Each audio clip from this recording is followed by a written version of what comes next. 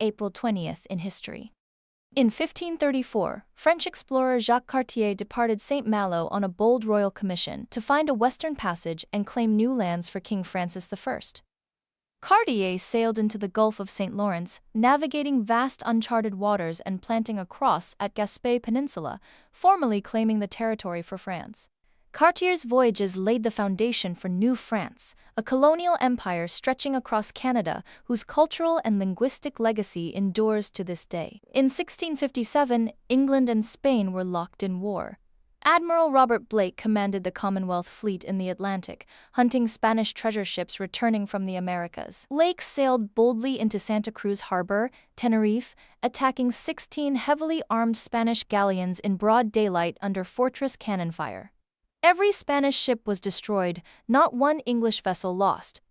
The victory shocked Europe and cemented England as a naval superpower.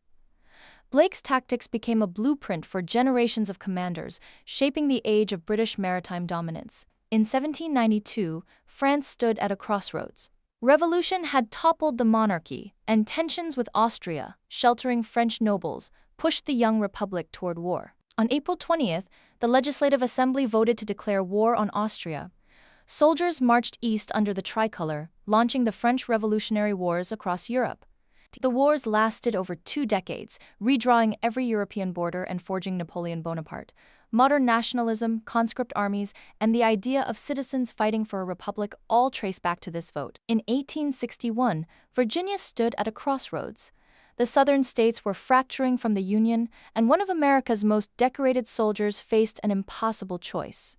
On April 20th, Robert E. Lee resigned his commission from the U.S. Army, writing that he could not raise his sword against his Virginia home.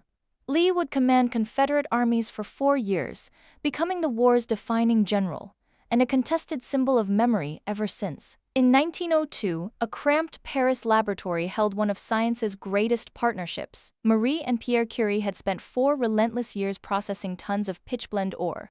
On April 20th, they isolated pure radium, measuring its atomic weight and proving it a distinct element. The discovery confirmed radioactivity was an atomic property, not a chemical reaction. Their discovery birthed nuclear physics and radiation therapy, saving millions of lives. Marie Curie became the only person to win Nobel Prizes in 2 different sciences. In 1914, Colorado coal miners and their families lived in tent colonies, striking against brutal conditions and Rockefeller's iron-fisted control of the mines. On April 20th, National Guard troops opened fire and torched the camp. 19 people died, including 11 children suffocated in a burning pit beneath a tent.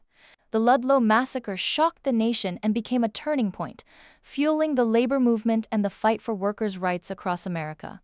In 1961, Cold War tensions gripped the Americas. A CIA-trained force of Cuban exiles, Brigade 2506, prepared to invade Cuba and topple Fidel Castro's government. On April 20th, the last surviving exiles surrendered on a swampy Cuban beach. Air support never came.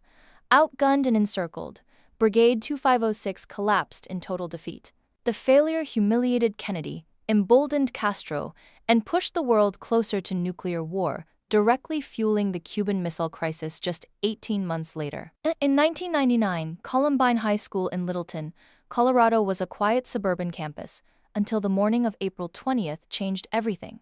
2 students opened fire inside the school, killing 12 students and 1 teacher before taking their own lives, the deadliest school shooting in U.S. history at the time.